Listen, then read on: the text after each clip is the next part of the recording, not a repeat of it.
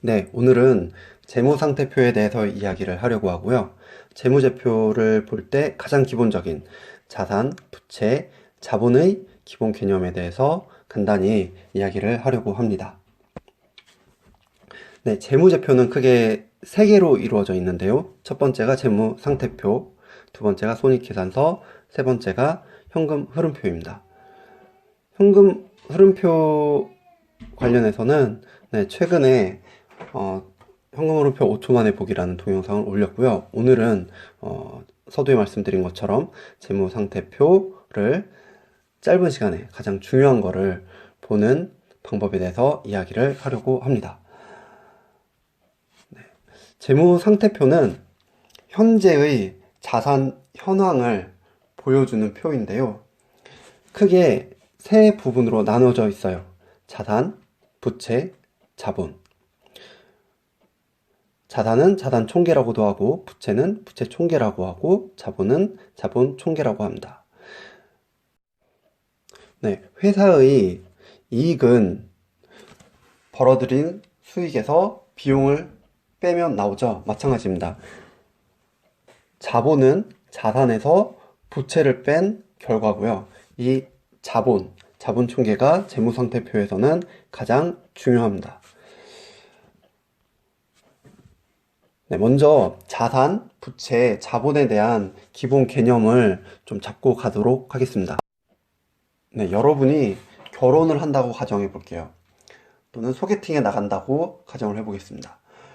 상대방이 얼마나 재산을 갖고 있는지 궁금하잖아요. 그러면은 물어볼 거예요. 그 사람 아파트 있니?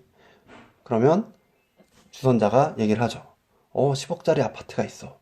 자, 이때 얘기하는 10억짜리 아파트는 그 사람이 갖고 있는 자산입니다.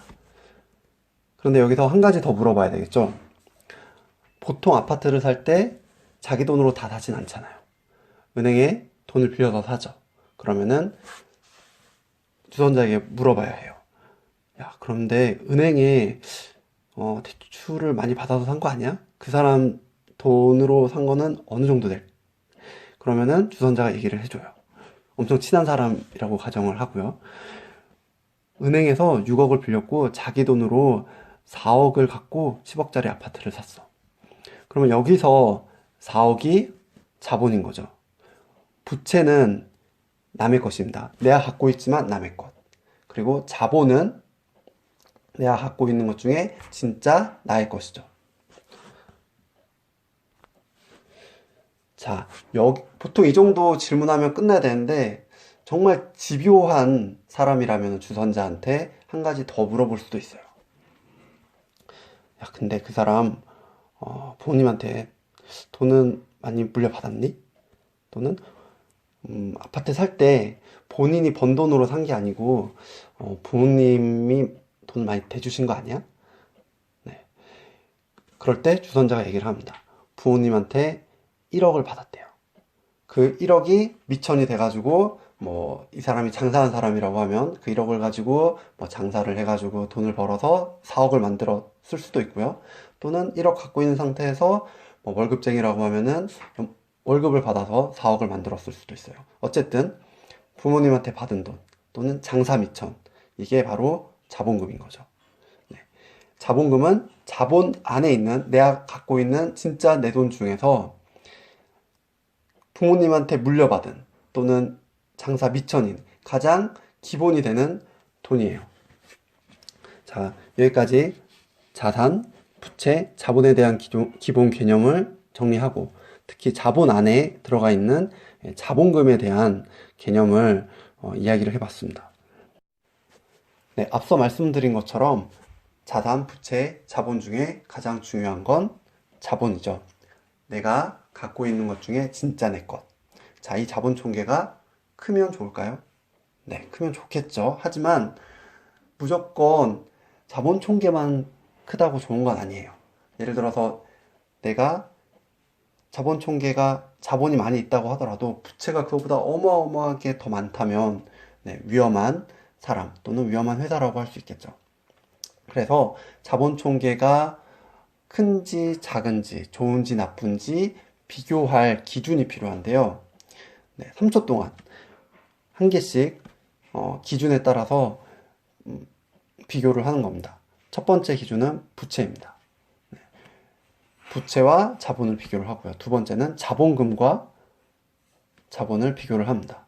내가 물려받은 돈 또는 내가 장사를 시작할 때 미천에서 얼마나 내가 돈을 더 벌었는지를 보는 거죠. 그리고 마지막 3초에는 시가총액, 실제로 시장에서 거래되고 있는 가격, 그리고 그 사람 또는 그 회사가 갖고 있는 진짜 그 사람의 가치를 비교하는 겁니다. 부채 총계와 자본 총계를 비교했을 때 나오는 개념들의 부채 비율, 자기 자본 비율 같은 것들이 있고요. 자본금과 자본 총계를 비교했을 때 나오는 개념들의 자본 잠식이라는 게 있고요.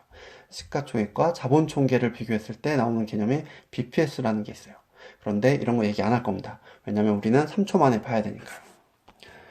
그래서 부채 총계와 자본 총계를 비교해서 부채보다 자본이 많으면 오케이. 그리고 자본금과 그런데 부채보다 자본 총계가 적다고 무조건 나쁜 건 아니에요. 뭐 산업에 따라서 또는 상황에 따라서 뭐 부채보다 자본 총계가 적을 수도 있어요. 그런데 우리는 짧은 시간에 봐야 되니까 크고 작고만 비교를 하는 겁니다. 두 번째, 자본금과 자본 총계를 비교를 합니다.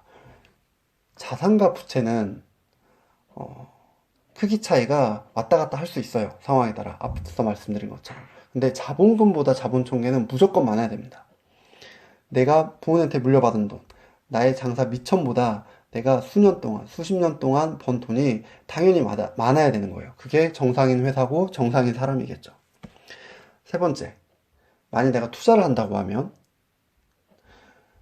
시장에서 거래되고 있는 가격보다 그 회사가 갖고 있는 가치가 더 큰 게 저평가되어 있는 상태니까 좋은 거겠죠. 내가 소개팅을 한다고 하면 저 사람이 그 소개팅 시장, 중매시장에서 평가받고 있는 가치보다 실제 그 사람의 가치가 가격보다 실제 그 사람의 가치가 더 높다고 하면 그게 좋은 거 아니겠어요? 그래서 비교를 하는 겁니다. 자, 3초면 됩니다. 자, 그러면 실제로 이렇게 짧은 시간에 볼 수 있는지 한번 확인을 해보도록 하겠습니다.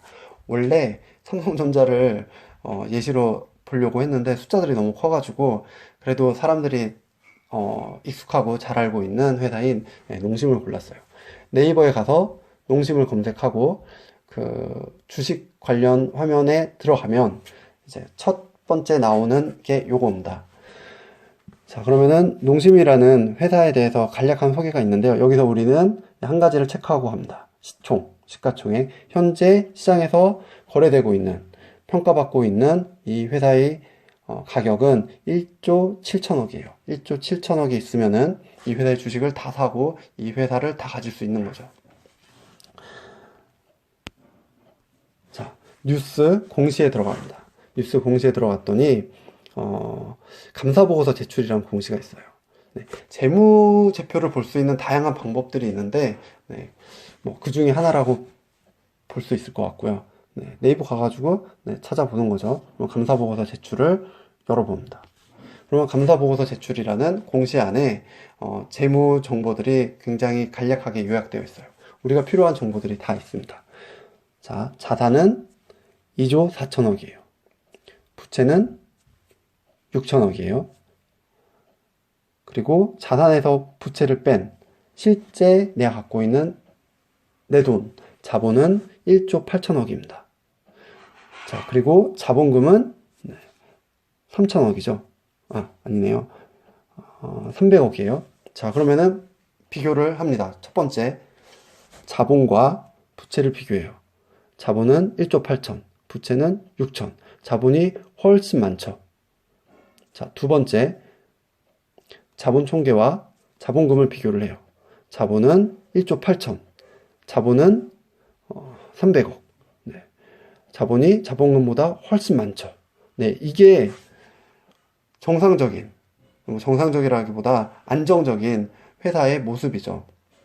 자, 마지막으로 만일 투자를 할 생각이 있다면은 이제 자본 총계와 시가총액을 비교를 합니다. 아까 시가총액이 얼마였죠?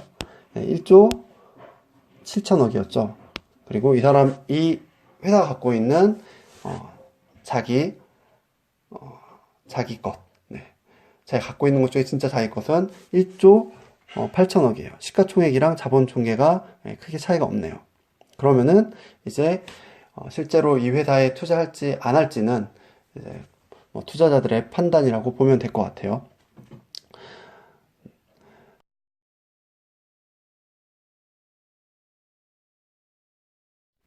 네. 마지막으로 한 가지 강조하고 싶은 게 있는데요. 부채와 자본은 아까 말씀드린 것처럼 조금씩 한쪽이 더 크고 작을 수 있어요. 그리고 음, 자본과 시가총액도 그 시장에서 바라보고 있는 그 회사에 대한 미래 때문에 조금씩 차이가 날 수 있어요. 시가총액이 자본보다 훨씬 더 높을 수도 있고 작을 수도 있고 그렇죠. 그런데 자본금보다 자본 총계는 커야 됩니다. 농심 보세요. 300억 자본금에 자본 총계가 1조 8천이잖아요. 그런데 정말 이상한 회사들 보면은 자본 총계보다 자본금이 더 클 때가 있어요. 그러니까 자본금보다 자본이 더 작은 거죠. 그거를 자본 잠식이라고 하는데요. 이런 회사에 투자할 때는 정말 조심해야 됩니다. 네. 그래서 마지막으로 유의점을 하나, 투자할 때 주의해야 될 점 하나를